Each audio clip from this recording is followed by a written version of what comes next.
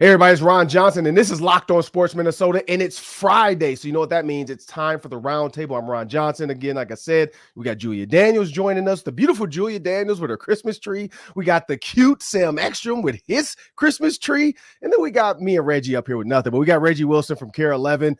Reggie's tree is downstairs, and my tree, if I could put it out on the curb right now, as if it was December 26th, I would, but hey, I got kids, and I got to respect that they want a tree with gifts. Again, I'm Ron Johnson. That's Julia Daniels from Care 11, Sam Ekstrom, the producer who does it all, and Reggie Wilson. And we got to get locked in on this show, people. So what you got for us, Julia? He's back. Let's talk about Justin Jefferson making his return finally. I was wondering who was back. The Wild have been playing better, though they lost last night. The Gophers won their first Big Ten game. Which of those two teams have a better chance to salvage their seasons? And Ron, don't ruin Christmas for the kids like you did with your sister, okay? Anyway, Timberwolves, they're not going to the Super Bowl of basketball, but I do think that there's enough sample size to think that maybe they can get out of the first round of the playoffs. Well, Vegas right now is on and popping as I've been getting text messages and videos of people who are already there. Why? The NBA is playing the play-in championship tournament is there. The Minnesota Vikings are also there, though, about to take on the Las Vegas Raiders. But a lot of Vikings fans took the trip.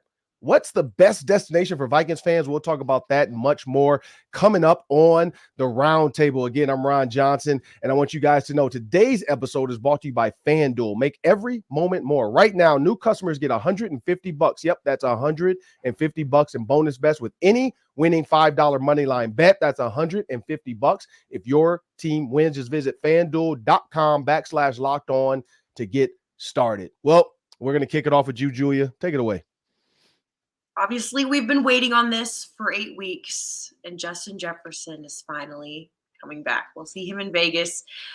Let's talk about the expectations that we have for him. I think that it would be safe for Vikings to have really high expectations, right? Because this is not just any receiver that we're talking about. This is the best receiver in the league. Having listened to what he had to say yesterday, his first meeting with media before he's actually finally going to be back in a game. He just talked about being excited to work with Josh Dobbs this week. He said, obviously there was all the quarterback controversy about who's going to start this, that, and the other. And he said, it wasn't really until this week that he got reps in with Dobbs and when they knew he was going to be the starter. But he said he's taken some extra time to sit down with him and build a connection, talk about what he does well, what he and Kirk were working on that worked really well for them. So I think it'll be interesting to see how those two play out on the field. And I think it'll be nice for Dobbs, especially coming off, this Chicago game, to have a guy like Justin Jefferson out there. He did say, if you guys remember before the season started, he was like, I want a 2,000-yard year. And he knocked that down to 1,000. Which I think is a good, obviously it's impossible, the goal before, but just the fact that he even brought it up, I think gives us a good idea of like how realistic he is about his return too, which I think is nice. But yeah, I think it's the Vikings, right? It's the Vikings, and the past 2 years, we don't really know what's going to happen. But I think we can have high expectations for this. He said he's expecting similar coverage as before, but he is 100% ready to be back out on the field. He wouldn't be back, he said, if he wasn't 100%, 110% ready to be back. But this is also the longest absence he's had from football since he broke his elbow before he was even on the varsity team in high school. So he's itching to get back. I would say that. I think it would be safe to say high expectations and a great performance for him on Sunday. Sam, what you got? Yeah, and that 1,000-yard thing matters, Julia, because think about Mike Evans. Like Mike Evans, there are a couple seasons in his streak of getting 1,000 yards every season where he just had to eke it out in the final game, 1,001 yards in 2017. But now we talk about it. That's his legacy, 10 straight 1,000-yard seasons. And I think Justin Jefferson wants a piece of that. Yeah, so he wants to keep that streak going at 4 if he can do it this year. But I'm expecting full go Justin Jefferson. They held him out this long for a reason, so they wouldn't have to put him on a pitch count or handle him with kid gloves or give him breathers. I mean, they focused on his cardio. I know these last 3 weeks, he should be, like Julia said, 110%. There should be no holding him back. He should be playing, I think, almost every snap. And I think that I expect to see the best version of Justin Jefferson out there after this long of sort of a ramp up coming off this injury. And I think that he'll make Dobbs a better quarterback too, with his ability to make contested catches, which has burned some of the Vikings receivers the past couple of weeks. Like Jamar Chase with Jake Browning, right? Jamar Chase still put up absurd numbers with a backup quarterback. I think that Justin Jefferson can do the exact same. So I'm not expecting anything less than the best from JJ. Reggie. I think Jefferson being back is going to bring out the best in Dobbs. And I think what's nice about it is, like, he's been getting by in these last few games with the weapons that he has, and his weapons have been solid. But now, you know, having Justin Jefferson back, and as Julia mentioned, him expecting some of the same coverages that he's had, now it opens it up for some of the other guys. You know, maybe you're not seeing double coverage on Addison. You're not, you know, they're not taking away Hawkinson in the same way. And so now somebody's going to be open because they're going to be devoting much attention to JJ. And so I think it's just going to help this offense. I think one thing I was talking to our guy JT about is I just hope that, you know, because Kevin O'Connell can get a little stubborn with his play calling and some of the other things that he does from a personnel standpoint. And I just hope that this doesn't make him kind of revert to what he was before, where everything was running through Justin Jefferson, which it should, but it's just not that crutch like, oh, well, I mean, we got Justin Jefferson, so, you know, we'll be okay. Like if things don't go well, you know, we got him, we could throw it to him. And, you know, I feel like this absence from Jefferson really kind of made Kevin O'Connell stretch outside of his comfort zone and really have to scheme some things up. And so I hope that he continues that same energy and just kind of keeps the offense flowing so that it doesn't get stuck in the mud, because I do think with Jefferson being back, it's going to open up quite a bit for this offense. And hopefully we see a little bit better from the run game. Hopefully we see a little bit more efficiency where drives are not stalling. We see less turnovers from Josh Dobbs. And I just think it's just going to be a good thing. And for Jefferson's legacy, like, it's interesting what we're talking about with Tyreek Hill this year. And it was something similar to how we talked about Jefferson last year. And it's unfortunate we won't get a chance to talk about that because, you know, Jefferson, when healthy, is the best receiver in the league. But obviously missing 7 games, it just kind of affects that. And like you said, Ron, we had this conversation on Sunday with the Care 11 Sports Office. Mike Evans is a Hall of Famer. He's got like 90 touchdowns and 10 straight 1,000-yard seasons. Like, Justin keeps on that path, and he'll be in that same boat.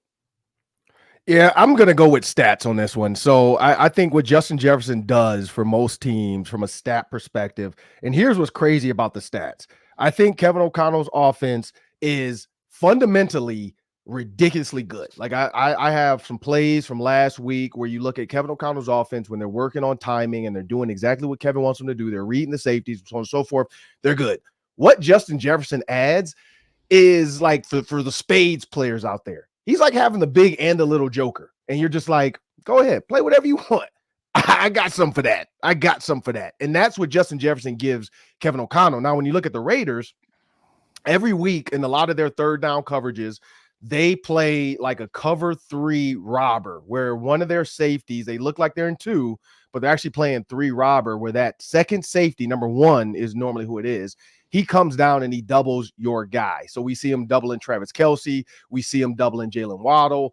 He's trying to take one guy out of the mix. And honestly, I don't know why he didn't double Tyreek Hill, but maybe it doesn't even matter to double a guy that fast. But they're trying to take one guy out of it. For the Jets just surprised them because they're like, who do we double? Like, I mean, I know we got Garrett Wilson, but it's Zach throwing the ball. So, like, why would we double anybody? And you just saw a lot of flaws in their defense versus the Jets. I don't think it was the Raiders. I think the Jets, they were just like, I don't know who to go after because they don't know who they're throwing the ball to. But when you look at this Vikings team and Justin Jefferson, the first 4 weeks with Justin Jefferson and the last 4 weeks without. So weeks 9 through 12, weeks 1 through 4. I just kind of broke those two down, the beginning and the ends of this season. Both stretches of 4 games, 79 first downs. Now, I don't know if you're in the numbers, but if you're playing the lotto or something, use 7 and 9, break it down however you want, because that's ironic that they 79 first downs. Like, there's so many different ways to get around this. But here's where it gets different. Yards game per play. 4 the last 4 weeks, almost 5 in the first 4 weeks. So that extra yard, a lot of people are like, oh, it's 1 yard. 1 yard over a 4-game stretch over 334 plays. That's a lot of yards. That's 300 more yards potentially. Now, it's not exactly, but if you think about that, there's 335 plays in this. That's 1 more yard per game. So that's like Reggie's saying. That's Justin Jefferson just giving you 1 more inch, just giving you 1 more stretch, just breaking 1 more tackle.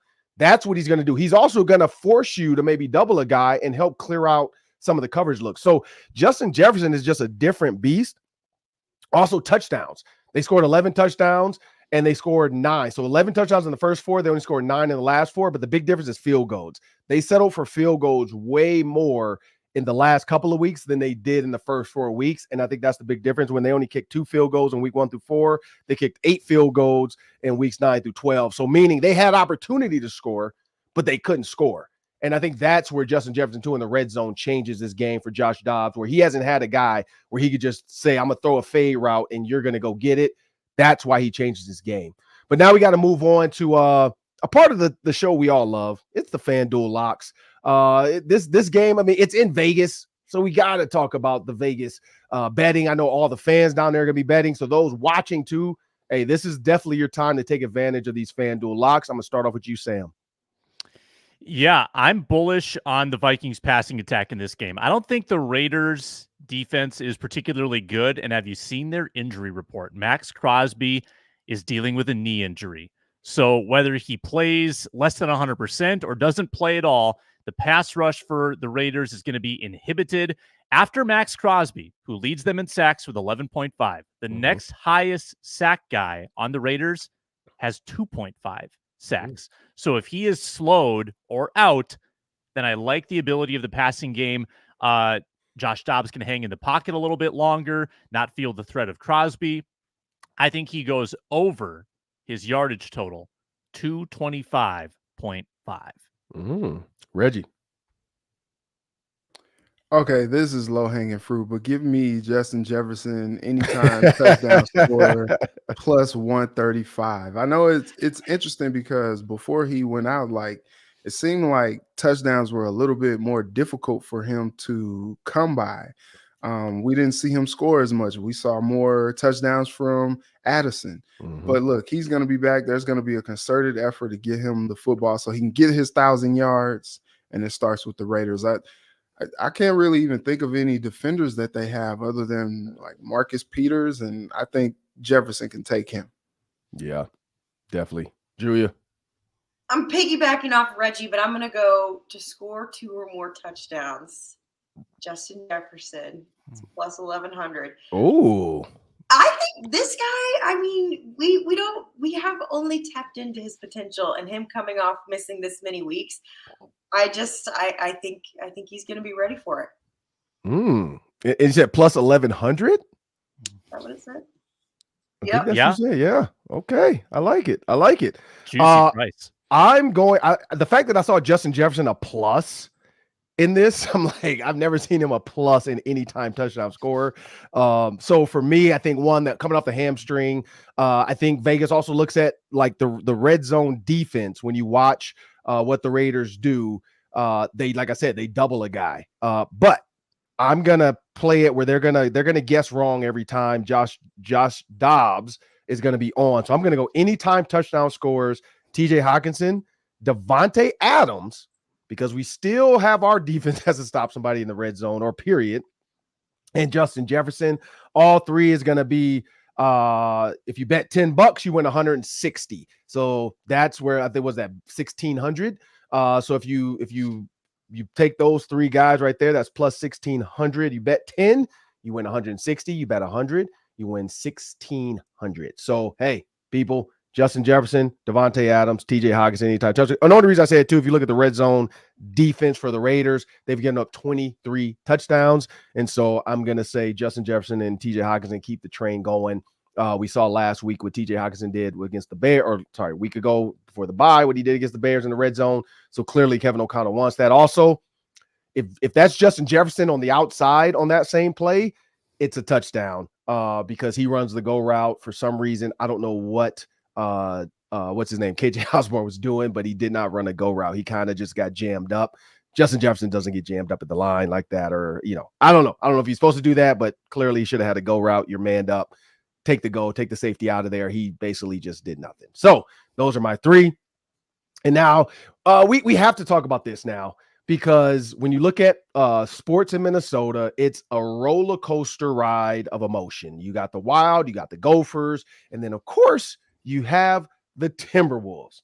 And the Timberwolves, people, you're looking for another team. Like if you've moved on from the Vikings, because you're just like, look, I'm sick of this 6-6 team and in the 6th seed of the playoffs. Like I'll come back to you guys if you make the playoffs. Jump on the Timberwolves bandwagon, people, because it's a great time to do it before it gets full, because it's going to fill up. It's going to fill up soon. This is the number one team in basketball. The fact that the Lakers are in the play-in tournament championship shows me the Timberwolves should be in it. Like they should win. They should have won this. This would have been our championship in Minnesota, but why take this one? Let's take the big one. Let's take the actual champion, the NBA Finals championship. But before we talk about that, Reggie Wilson has something to say, but we have a word from our sponsors. Weather getting cooler, deals getting hotter at FanDuel. On Tuesday's show, I told the Ron Johnson Show audience I was in New York. I was using my FanDuel $150 in bonus bets, and I put a wildly entertaining parlay down last night. Patriots +6 hit, Ezekiel Elliott touchdown hit, Lakers -2 hit, and if Jewel Eriksson had only scored a goal last night, the story would be how I paid off my mortgage this month. But alas, that's not the story. But you can only have that kind of fun at FanDuel when you claim their $150 in bonus bets if you win a $5 money line bet. That's all it takes. $5 on the money line, win that bet, $150 straight to you in bonus bets, and then you can get wild with the spreads, the player props, the over-unders, the Justin Jefferson 2 touchdowns against the Raiders at +1,100 as Julia Daniels prescribed. FanDuel.com/locked-on to check out their great deals and sign up and bet the NFL. FanDuel.com/locked-on, the FanDuel Sportsbook app, extremely easy to use. FanDuel, an official partner of the NFL.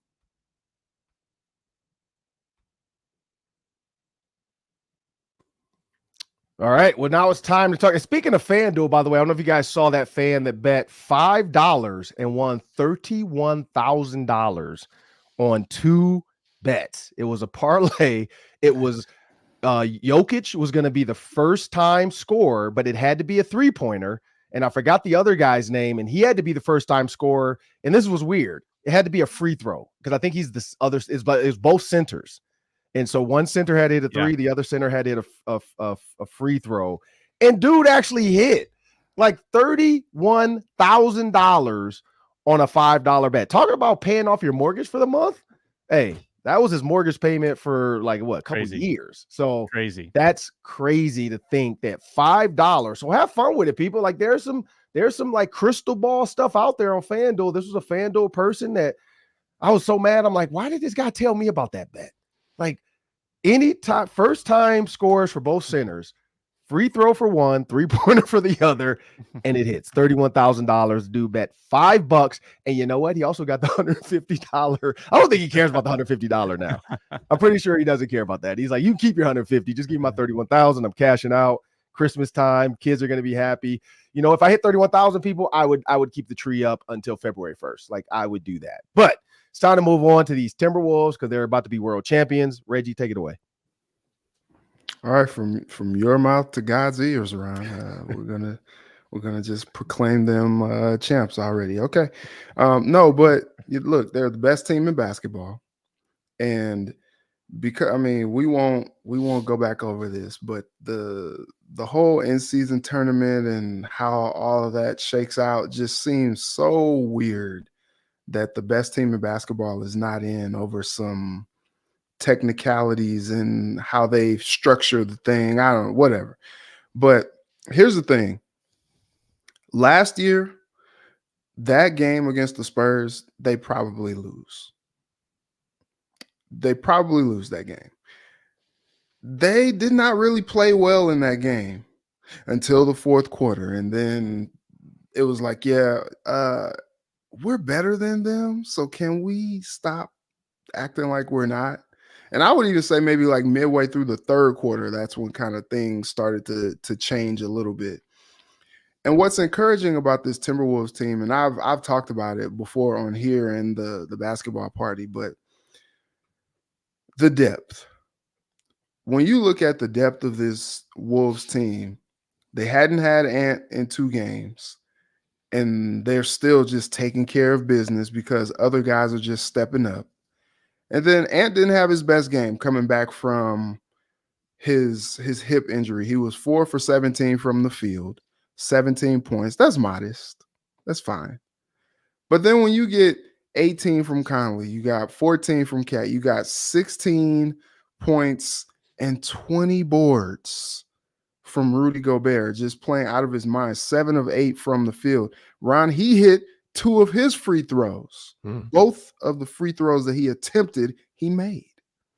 But then when you look at the bench and you get 22 minutes from Slow-Mo, you get 25 minutes from Troy Brown Jr., who has basically, for Finch, just not just cracked, but become a major part of the rotation. Yeah, huge part of the rotation. He had 25 minutes off the bench. And then you just unleash Naz Reid, plus 10 when he's on the floor, 15 points on 7 of 18 shooting, 29 minutes, 9 boards, 2 assists, and a block. This team has what it takes to not only get out of the first round of the playoffs, but if they keep this type of play up, they are going to be a dangerous team in the West. And I feel like because of their struggles in the past and because they're the Timberwolves, people are like, And you know what? I can't even be upset or can't even be mad at people for thinking like that, because it is the Timberwolves and they have shown the ability to blow it in the past. But we talked about their third quarter woes in the past. We talked about them losing to teams that they should beat. And through 20 games this year, they are steamrolling both of those thoughts about them.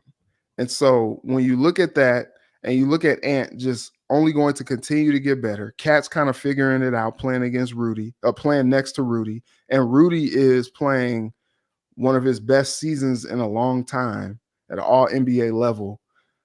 This team is scary, man. And look, they may not win the Super Bowl of basketball, but we could be talking about them being a title contender come March, April. True. Julia.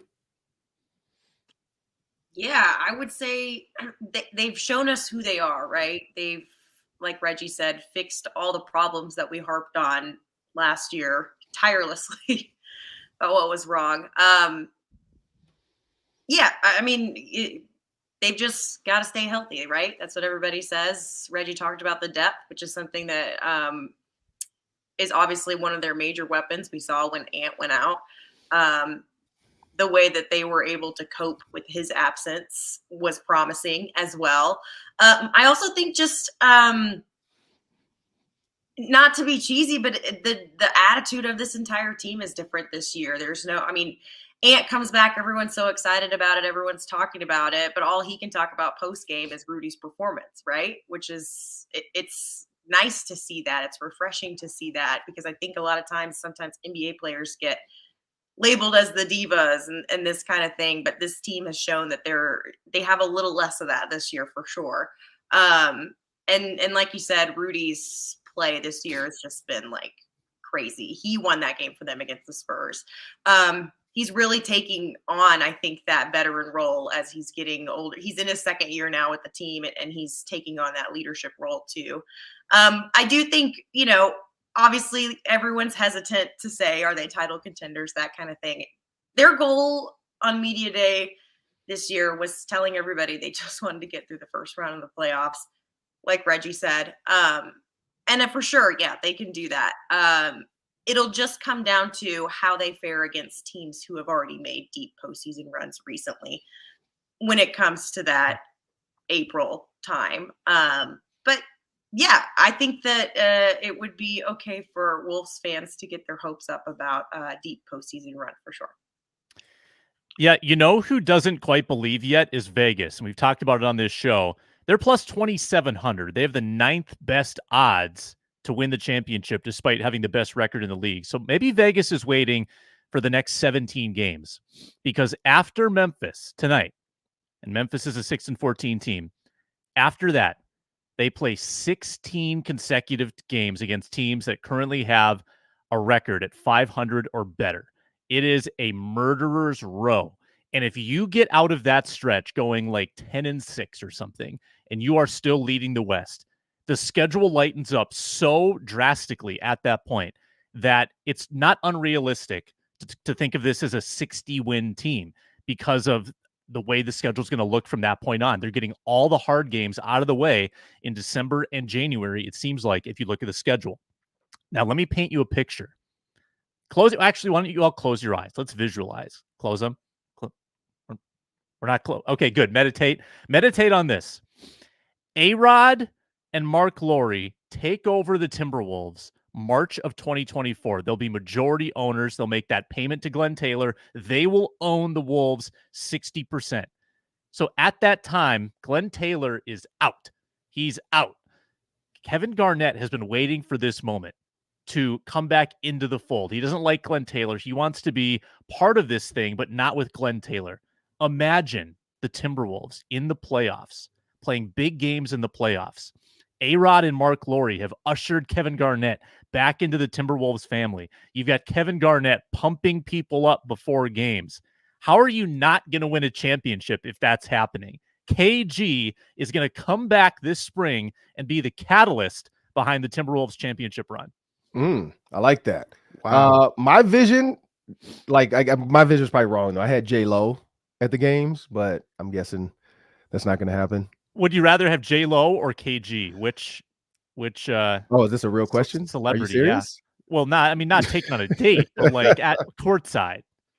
J-Lo. I don't care about Kevin Garnett being at a game. Give me Jennifer Lopez. Ben Affleck looks like he's disinterested anyway. But this is not daily talk show drama. This is not The Real. We're not going to talk about that. But I will say, no, J-Lo, I guess Ben Affleck can't come though, because A-Rod is the ex-boyfriend, and then that would be even more drama. Let's just make this a daytime talk show. But no, I think, Sam, I love that idea, because I've never understood the whole Glenn Taylor, Kevin Garnett beef. And so I always wondered that, because I wasn't from here. I wasn't around, I was gone during some of those key Garnett years. And so I just never really understood the beef of why, when he left, was it because he went to the Celtics, or what was it? So yeah, I don't know if it's so much what happened when he was here. Maybe that was a little bit of it, but what happened is that Flip Saunders was the coach here for a second time, and he and Garnett had discussed behind the scenes about forming an ownership group to buy the Timberwolves, and Garnett was going to be part of that group. And that's why Garnett came back to play here in 2015, and he and Flip were kind of working together on this. Flip died, and apparently Glenn, reneged on any commitment that was made. He shut KG out. That's how the story goes. So it's KG money. Has been bitter. He's been bitter at Glenn ever since that all went down. That doesn't sound good. But here's where I go with this. One, I do like the idea of KG, because then Paul Pierce comes probably with KG. I don't know if Minnesota's ready for Paul Pierce, but Paul Pierce is definitely ready for the Minnesota nightlife. And we've seen his antics, so that can only bring more funny moments to this platform. But I will say with the Timberwolves, when you look at how they're playing, who they're playing, how the West looks, it's like Reggie said, they can win at least one game. I think they can get to the Western Conference Finals. Not say easily, because nothing's easy, because you look at the Heat, they weren't truly an 8 seed last year. They just lost some games in key times. Guys were injured, so on and so forth. They had to figure out a way around like the new players playing, and I think health played a big thing in that. But then when it came down back against the wall, Jimmy Butler stepped up and became a guy and took them all the way to the NBA Finals and almost had a chance to win it. But when you think about this Timberwolves team, I think is that it's staying healthy. It's all your pieces being able to make it down to the very end. No punching walls, no doing anything stupid.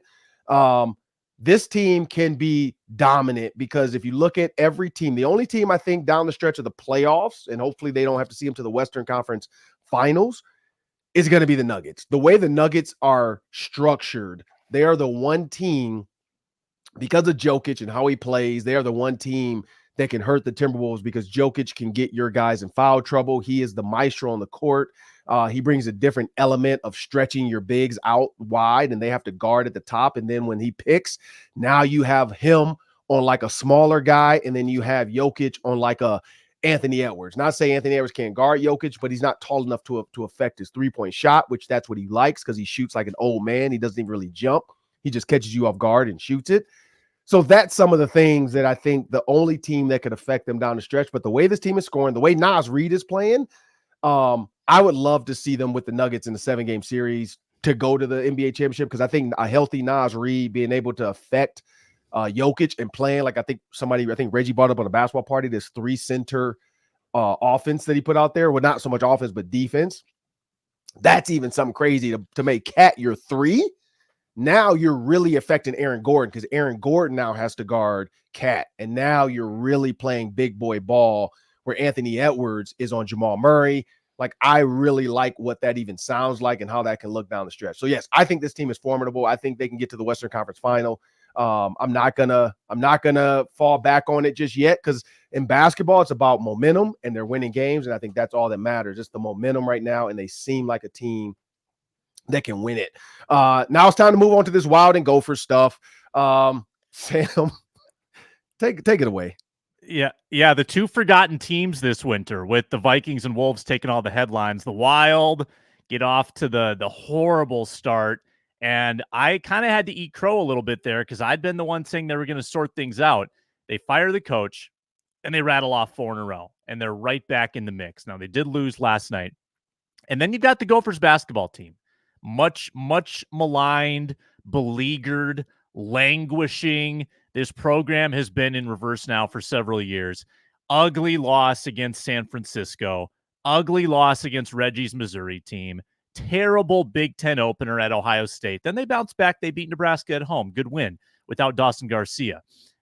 Which of these two teams can make something of their season after some rocky starts? And I'm here to tell you that I am not jumping off the Wild bandwagon just yet. I think that with a new voice and some young guys getting it together, I think that they can absolutely put a run together. They're only a quarter of the way through the season. Hockey's the most random of the professional sports, where teams can go from the cellar to the penthouse like that. All it takes is one game to turn things around. We've seen teams go from worst to Stanley Cup champions in the same season with fired coaches in that season. The Blues did it not too long ago. Young guys coming around for the Wild. Matt Boldy's been playing better. Marco Rossi's having a breakthrough year. Kirill Kaprizov is waking up a little bit. Joel Eriksson, all the first-round picks that they expect a lot from, they're finally waking up. So I like this Wild team's path right now, and I think with some good goaltending going forward and some advancing young stars, I'm still bullish on the Wild. Reggie. I think it's probably the safest thing to go with the Wild because you've seen, really this same cast of characters turn it on and make it to the postseason in the last few years. I want to believe in the Gophers, man. I really do. I really like Ben Johnson. I like what he stands for. I like all that he's trying to do to build the program up the right way. And look, make no mistake, that was a very impressive win against Nebraska. They were down 15 at halftime. And they came out on fire. I think it was like a 52-26 scoring advantage in the second half to go ahead and beat Nebraska and the mayor, Fred Hoiberg. And so I want to believe, but like you said, that was a brutal loss to San Francisco. They probably were better than my Missouri Tigers, but somehow lost that one at the end. Brutal. And that was a tough loss against Ohio State. But some may say, and my guy Sam on Twitter said it could be a program-defining win, that one against Nebraska. And I think Ben was kind of talking about it being as much. They were terrible in Big Ten play last year. And to win a Big Ten game before the new year, darn it, they're doing something right. They're doing something right. So, look, I think the Wild are the easy answer, but I'm going to go with the Gophers because I believe in Ben Johnson. I like it. Julia. I like both of y'all's answers. They're very similar to what I think too. I'm going to go with the Wild on this because like Sam said, pro sports is just so different than college, right? You can make changes. I mean, they fire Dean, they hire someone else all in the same day, all in the same breath. Hockey's different too because the depth is different as well. You got your Iowa guys, you got it's not the same as a college basketball team where it's like here's your roster, that's it for the year. I think like Reggie said, Ben Johnson, great guy. I think he's a good coach, but I think he's a stepping stone to the future success of that program for sure. I think he's done good stuff. I just don't think they're quite there yet. I think when it comes to college basketball in terms of making something of your season,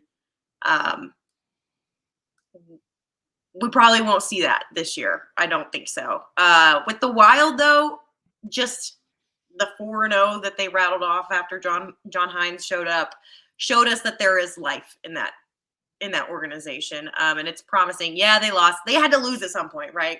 But like I said, it's so different. I think it's easier for a pro hockey team to make something of their season than it is for a basketball team, a college basketball team. And I don't see Mark Coyle firing any coach anytime soon. So I looked at this Iowa situation. And so we had Chad Greenway on with me, and he talked about Brian Ferentz. And Brian Ferentz was his college teammate. And that's the reason why he's kind of like, man, I think he can figure this out. I'm never going to ask for somebody to get fired. I looked at Dallas Clark. I saw Dallas Clark at that next game, the tight end, National Tight End Day. He showed up to support his boy, TJ Hawkinson. And same thing. He said the same exact thing. Like, man, I don't know what's going on with Brian Ferentz. So when I look at this question, I question my answer because I was going to say Gophers basketball, but I'm like, is it because I went to school with Ben? Like, is it because I know Ben Johnson? Is it because he's come on my show and he's been a friend of the program? He's been a friend of mine. Like he's a guy I can text about a recruit. He'll text me back and give me the answer. That's what I worry about because I feel like my answer is biased.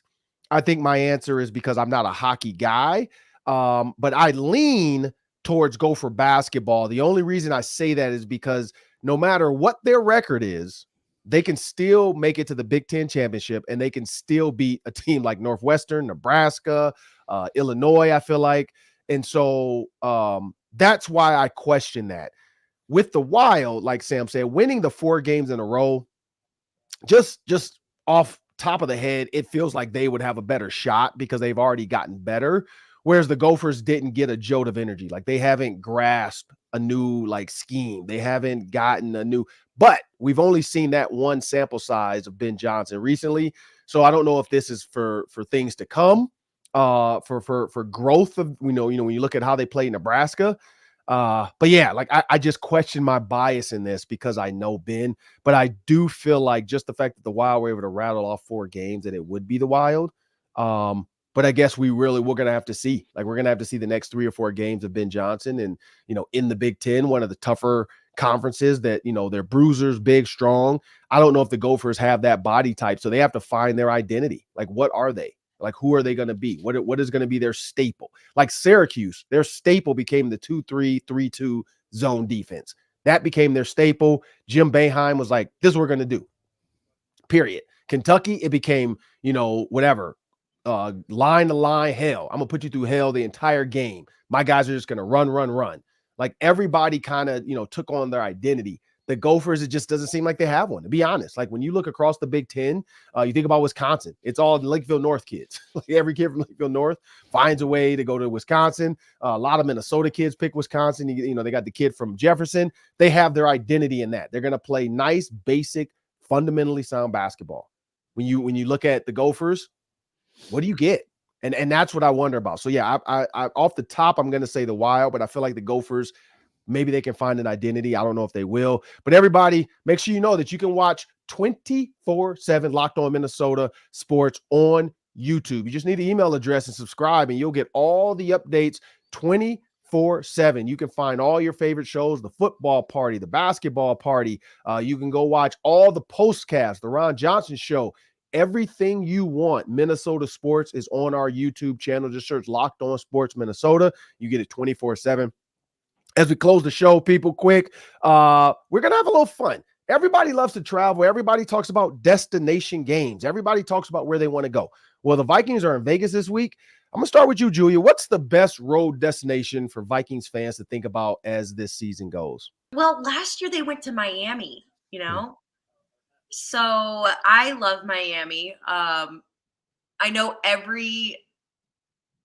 all year though, including you, Ron, everyone's been talking about this Vegas game. Everyone's so excited. You know, what are the numbers? There's supposed to be more Vikings fans in the stadium than Raiders fans. Yeah, like 54%. Yeah. Yeah, people are ready for this one. So this season for sure, Vegas is the best destination. But last year, I mean, Miami's, if they would put Miami towards the end of the season, well, I mean, they won't do that. But if they would put it like where this Raiders game is, I think that Miami would be similar, because Minnesotans in the wintertime love to travel to warmer places. So Miami's always a good time. I would say that. But this season for sure, it's Vegas. I feel like that's a pretty obvious answer. I'm trying to think of like other cities. I mean, New York at Christmas is always fun. But yeah, this year for sure, Vegas, especially. I know people here love to escape the cold at least once a year. So this is a lot of opportunity for them. I know also I was talking to Belle, our meteorologist, and she said that she's got family that lives out in Utah, and they're huge Vikings fans, and they're making the trek over there to go to the game and stuff. So I think, Vegas this year, the number one for sure. Yeah, the Vegas experience is going to be awesome. I'm sad that I'm not there myself. I know a lot of people that are there. Our very own Luke Braun from the Minnesota Football Party is going to be there. But looking outside of Vegas, I'm just going to speak from my own experience. So I've been to 12 venues around the league, 10 in the NFC, which the Vikings will, go to frequently. I think that people sleep on New Orleans as a game day experience and like a nightlife place. I think that if you get there on Saturday, you go out on, go downtown, go to Bourbon Street, hit the casino the night before the game, and then the walk to the stadium is awesome. The fans are incredible there. The atmosphere inside, what is it, the Caesars Superdome or Mercedes-Benz Superdome now? Caesars, I think now. Caesars, yeah. Phenomenal atmosphere. I love New Orleans. And I think the Chiefs, every 8 years you play the Chiefs out there. The barbecue in Kansas City, easy drive down. The tailgating is outstanding. Don't sleep on Kansas City either. And then I like Seattle with that downtown vibe. Go have some fish thrown at you at the market and then walk down to the Vikings game. Seattle's a great city, but it's hard to beat the warm weather in the winter, right? So that's why Miami gets the edge. Vegas, gets the edge. But yeah, I'm gonna say New Orleans is a sneaky one. Reggie. All right, so I'll be headed to Vegas with my guy Josh tomorrow. So I'm looking forward to the game. and the game day experience. I've been to Vegas once. It was for the NABJ conference, and it was pretty lit there for that. It was like 2 Chainz performing and all kinds of crazy stuff going on during that conference week. So I know Vegas is an experience, but people are like, yeah, no longer than like 3-4 days though. 3-4 days max, and then you got to get out of there. Selfishly, I love Cincinnati, so I think that road trip is going to be fun. People sleep on Cincinnati. It's always one of those places that people are like, dang, I didn't really know that Cincinnati was popping like this, but I enjoyed myself. I come back. And so that's going to be a pretty good one. And then as Julia said, like, I think it'd be pretty cool. Like if they went to New York, I've been waiting on that to either play the Jets or the Giants in New York. The Giants came to Minnesota twice last year, and it was just like, why can't they go to New York for one of those? So I think that would kind of be a cool experience too. Yeah, I was going to say, I think me is just the weather. But the big one, I was going to say also New York. I think that's a cool city just to go to be able to be in, to experience. But I got to go with, like, you got LA, you got San Fran, and you got Vegas. Like those, and then, I mean, even the Cowboys, like going to Dallas is always a fun experience with the weather. You know, those for me are the places to kind of go as far as the weather, stuff to do, and a cool stadium to be in. But yeah, like even Atlanta, same thing, good city to be in, good atmosphere. But I gotta, like, I'm leaning towards, because city, I like New York. And so being in New York, being able to go out tons of places, but you can't beat Vegas. Like, it's something about Vegas that just when you go, you know, everybody there is trying to have a good time. Like there's nobody in Vegas where you feel like, oh, I can't talk to that person. Oh, I don't want to say anything to that person. Vegas feels like all out pandemonium. Everybody's always having fun, whether you're working out, running. Because I mean, when I've gone there a bunch of times, and we did like 6 games there, and every morning I would get up to go run. It was like a ton of people working out in the mornings, like, and you could tell everybody had been up. Some people still had makeup on and they're working out. Like you just know Vegas, everybody's on the same page. Like, don't judge me when I'm working out, and I won't judge you. But then as the night goes, it gets darker. Everybody's in the casino. Everybody's trying to go to dinner. It's just like overall, it's like, we all know why we're here. We're here to have a good time. Let's just do it. No, don't say anything to anybody about anything. Just go out there and do it. Where some places, you know, you got to worry about what you're doing. And then like Green Bay, people put Green Bay just because of the nostalgia. But other than that, nobody wants to be in Green Bay. No. So like, I get the whole nostalgia of Green Bay. But like, if I'm gonna pick nostalgia, I'm gonna go with Steelers. Like more Super Bowls than any team, all that kind of stuff. Like I'd rather go to Pittsburgh than I would to Green Bay. But yeah, I got to go with Vegas. Vegas is just Vegas. It's one of those things where it's stories are going to happen. People are going to do crazy, because people are there not even for football. Some people just want to go to the pool and have sports on, but they don't even care about the sports. They're just there to be in Vegas. But yeah, it's a good trip, people. Vikings fans, I hope you guys are enjoying it out there. Please come back safe and leave whatever drama in Vegas. Don't bring it back to Minnesota. We don't need that here. But I'm Ron Johnson. That's Julia Daniels, Sam Ekstrom, that's Reggie Wilson. This has been the Friday Roundtable on Locked On Sports Minnesota and the Locked On Podcast Network. I want to thank you guys. Have a great weekend.